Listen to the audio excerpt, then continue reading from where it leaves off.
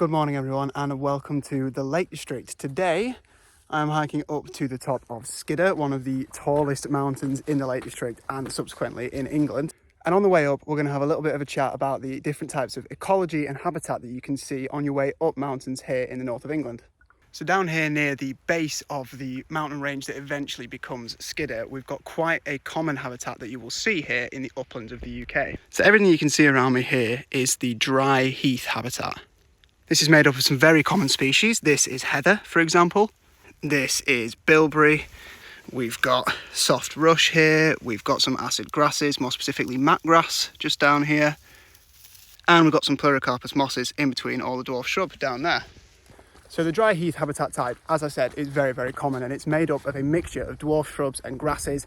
You have other types of vegetation that sometimes encroach on it, such as the soft rush that you've just seen, or some bracken, for example. For those of you that don't know, I'm an ecologist, so a big part of my job is habitat identification and species surveying. And the areas that I work in most commonly is the uplands of northern England. So I would say I spend a good 75% of my time surveying in dry heath areas. Often dry heath is found on peatlands, so this is areas with peat soil as one of the substrates. Peat is a very dark coloured soil and it's coloured as such because it's really rich in organic matter. Peat takes thousands of years to form. It's a very, very slow process. And you find areas of dry heath on shallow peat. Shallow peat is anything under 40 centimetres of peat. Anything over 40 centimetres of peat, you're going into your deeper peat habitats, such as your blanket bogs, which is a priority habitat. And I'm really, really hoping that we get to see some of that today at some point in the higher sections of the fells. As this walk continues, I'm hoping to be ticking off some Wainwrights as well. I've planned a route that takes up 5 Wainwrights. For those of you that don't know, the Wainwrights are a collection of mountains here in the Lake District. There's 214 of them and they range massively in height. You've got Castle Crag, which is the lowest one,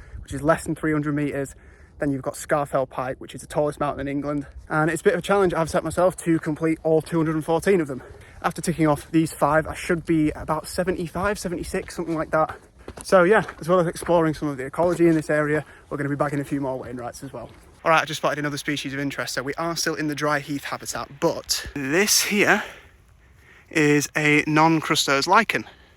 Now that is really good to see up here. Lichen are extremely sensitive to changes in air quality. So the presence of lichen suggests that you've got a good air quality up here, low in pollution, which is exactly what you'd hope in the middle of all this nature. So yeah, really, really pleased to have seen that one. Get a look at this view before I talk to you about a couple of more species here. It's just incredible. Not even at the first Wainwright of the day yet. So what I want to talk to you about are these mosses in front of me here. Although this all sort of blends into one, we do actually have 2 distinct families of moss in this area. So these here are a type of Acrocarpus moss, whereas these more yellowish green mosses are a type of pleurocarpus moss. The easiest way to tell the difference between these 2 types of mosses is the way that they grow. Acrocarpus mosses grow straight upwards. Pleurocarpus mosses grow more like a carpet and sprawl outwards. Both are great to see. Both are contributing to the biodiversity that we've got here. A mix of species within any one habitat type is one of the most important things you can have. A monoculture makes a habitat very, very susceptible to environmental damage, to diseases, to preferential grazing, and a host of other impacts. Whereas when you've got a habitat of mixed species, if one species is impacted by disease, for example, you've got plenty of other species to grow into its place and fill the ecological niche left behind by one species dying off. Here we are at the top of Wainwright number 1. This is Ulloch Pike. There is no trig point, there is no cairn, nothing like that, but there is this view. Look at that. Just gorgeous today. So next is that, which is Longside Edge. Ecology-wise, for this section, we are still walking through a lot of the dry heath habitat type. And unfortunately, a lot of the bit up here at the top is just this monoculture of heather. Now there are a lot of mosses underneath that still, a lot of pleurocarpus moss filling in the bottom layer of the canopy. However, everything I said about the threats to a monoculture habitat definitely applies to this section of this route. Now another part of my job is actually land management. So in an area like this where you have just got monoculture, what I would normally recommend is to cut areas to remove some of the heather sward and to basically reseed it with other plants or to plug plant other species in. More often than not, your plug plants are made up of sphagnum mosses, cotton grasses and crowberry plants. If I see any of those, I will obviously show you them so you've got a bit of a point of reference. But those are 3 species that we really want to see in the uplands. We want to help them get a bit of a foothold back into the vegetation sward in these areas. Ask and you shall receive. This right here is crowberry, just off the side of the path. Also of note, this is called cowberry, another type of dwarf shrub that you find up here. So those two dwarf shrubs are slightly rarer than your bilberry and your heathers. So it is really, really good to see them up here. Hopefully, knowing that they're there just on the side of the path, they might start to establish properly in a lot of this area of dry heath here. But I don't want to stray off the path too far and just start digging around. But either way, considering we're in the same habitat, having a bit more diversity within that habitat is a great sign. It's really good to see. Welcome to the very small attempt of a cane at the top of Wainwright number 2. This is Longside Edge, about 734 metres high, I'm pretty sure, but pales in comparison to Skidder, which will be up in a little bit. And I know I've only just shown you it, but this view has opened up even more. Look at this. Oh my word. I love the snow on the top of the peaks as well this time of year, which there is plenty of up on Skidder, so IDing the habitats up there might be slightly more difficult than it has been so far. But what we do actually have on the top of Longside Edge here is a slightly different habitat type. This is fragmented dry heath. Very, very similar to dry heath, you just have these patches of dwarf shrub instead of a full cover, and much more grasses coming through. Most soils in the uplands are slightly acidic, except for small patches on top of limestone, for example, which then become a bit more base rich. So the grasses you have tend to favour acidic soils. This, for example, is called heath rush, and this slightly whiter grass in between is mat grass, both of which are indicators of acidic soils, which is exactly what you would expect to find up here. And here we are at the top of Wainwright number 3. This is the cairn at the top of Carlside. So 746 metres, this one. It's going back to what I'd said before about those grasses indicating acidic ground. That is pretty much what I'm looking for when I'm doing my surveys to determine habitat types. Different habitat types will have different plant species that indicate that habitat, hence why they are called indicator species. So the dry heath habitat, for example, heather, bilberry, crowberry, cowberry, your acid grasses, all of these are indicator species of that habitat type. And different types of grassland will have different indicator species as well. So like I said, you have mat grass, for example, wavy hair grass. These are all acid grasses, but you've also got acidic herbs. So tormentil, for example, little yellow flower, is a great indicator of an acidic grassland. So for my priority habitats, like my blanket bog, I'm looking for things like cotton grass, I'm looking for sphagnum moss. I of course need it to be deep peat. And learning each of these indicator species is a really, really important step, as it is basically the perfect way to tell what habitat type you've got. So much of the way up Skidder now, and this habitat is really interesting. It's this sort of scree cliff in both directions with little to no vegetation whatsoever. So I wish I could tell you about some of the plant species that I was seeing up here, but there's not really anything to see. Steep bit of climb still to go, but not too far from the top now of our 4th Wainwright and the highest point of today, the peak of the Skidder. And here we are at the top of Wainwright number 4, and the highest point of today, this is Skidder. Have a look at this 360.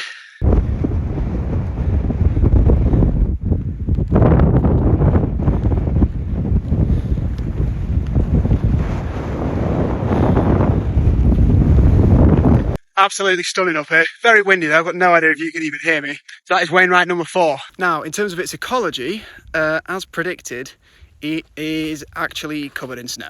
So I can't give you too much of an idea of what's up here, but the bits that I can see, we again look like we have dry heath. This is crowberry that I showed you before. We've got some acid grasses here again. There's a little bit of bilberry just growing through there as well. There is your pleurocarpus moss and your acrocarpus moss. So fairly similar to the rest of this loop so far, it is basically looking like dry heath, acid grasslands and fragmented dry heath, which I am not overly surprised at, to be honest. Much like 90% of the fells that I work on, dry heath habitats pretty much tend to dominate. Okay, not ecology related, but look at this fence. Look how that's frozen onto this fence. That is incredible. The rain must have literally just frozen as it hit it last night. Look at that, I mean, it's like come off. What? That is amazing. I've never seen anything like that. Still on the way to the 5th Wainwright of the day, but I have just spotted something incredible. This little beauty down here is Capillifolium sphagnum moss, also known as red pom-pom bog moss, as you can clearly see why. And that is my favourite type of moss. I know it's a very ecologist thing to have, a favourite type of moss, but that is mine. I just absolutely love the colour, and sphagnum moss is an extremely important species to find up here in the uplands.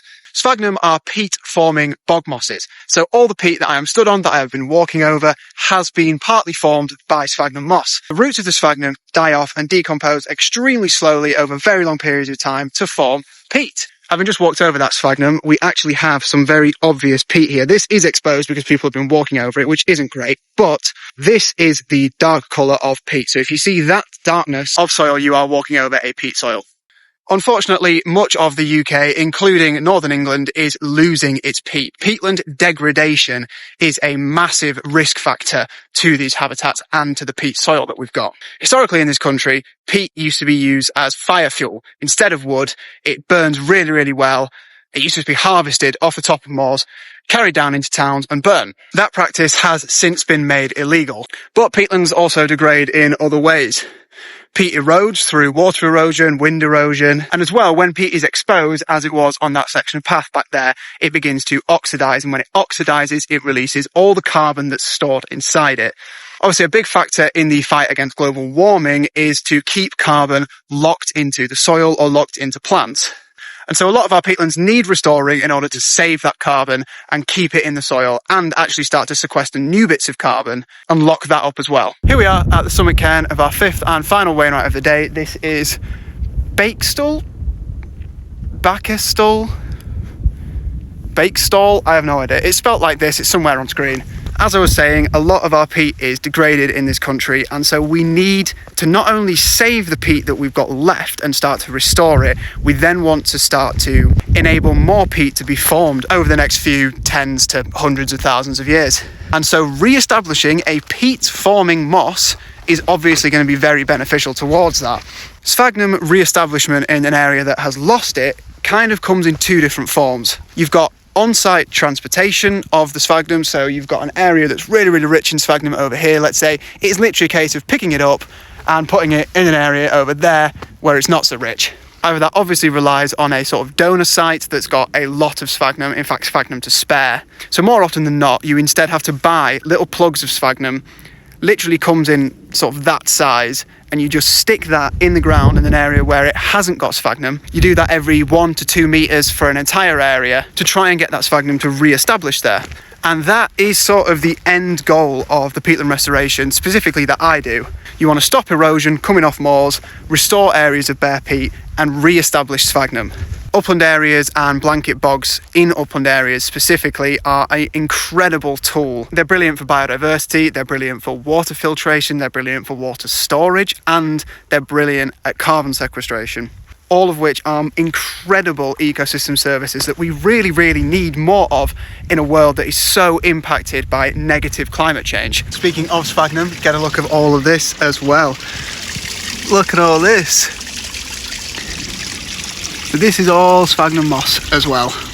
Again, that is absolutely brilliant to see, and there's actually quite a bit more of it going up this hill as well. Very, very pleased to see that. Carrying on along the path now on the way back, and again, absolutely loads of dry heath all around me. I appreciate there hasn't actually been that much habitat diversity in this video. There's just been a lot of dry heath. With the slopes being as steep as they are along this section of the Lake District, it does sort of make complete sense. Wet heath and bogs need the soils to be saturated, to be wet. And of course, when you've got slopes like that, all that water is just going to drain off and head down the valley, down that beck. So the soils that will be left behind will be saturated enough that plants can grow in them, obviously, but not permanently wet enough that you've got your wet species growing in them. I don't know if you can spot it, that red in there is again more of that capitofolium sphagnum moss that I showed you up at the top, which actually is somewhat of a rarity out of the sphagnum mosses because it doesn't actually mind being dry. A lot of sphagnums are pretty drought resistant, but capitofolium specifically, you don't find in really, really saturated areas. You actually find it more on dry heaths and grasslands like all of these. Okay, in this area in front of me, we don't have a full-scale habitat change, but this is all bracken. This rusty orange colour that you can see here. Bracken, when it's in season, grows really, really tall, and it has quite wide stretching leaves as well. And what bracken is really good at is shading out and basically out-competing everything beneath it. You can see these areas of bare ground here underneath the dead bracken. which have been made by the vegetation underneath the bracken just dying. Without access to light, plants can't photosynthesize, and without photosynthesis, the plants won't survive. Bracken, annoyingly, is actually a native species. However, its dominance in open areas such as this is actually caused by land use change affected by us. Bracken is part of a natural understory for a woodland. However, once the trees get to a certain age and a certain height, the majority of the bracken is outcompeted and shaded out in the way that it currently outcompetes and shades out areas of open grassland. So although it is native, and it is of course important to prioritise our native flora and fauna in this country, bracken is one of the species I'm really not a fan of. It really impacts a lot of habitats. So hopefully some of these patches of bracken around me and around me here as well don't continue to encroach up there onto the grasslands and the dry heath. Bracken can be controlled. It can be controlled chemically or mechanically, or actually using cows. Cows trampling and grazing on bits of bracken can start to hold it back a bit, but they will pretty much graze everything else around it and choose that as a last resort. So bracken does need to be treated. It can be rolled, it can be flailed, it can be cut. However, when it's growing in areas like this, up hillsides, it's obviously very hard to get machinery access to these areas. And the chemical that used to be used to control bracken is now actually banned across much of Europe because of its impact on watercourses. So you have got a chance to control bracken, but it's something you kind of need to nip in the bud.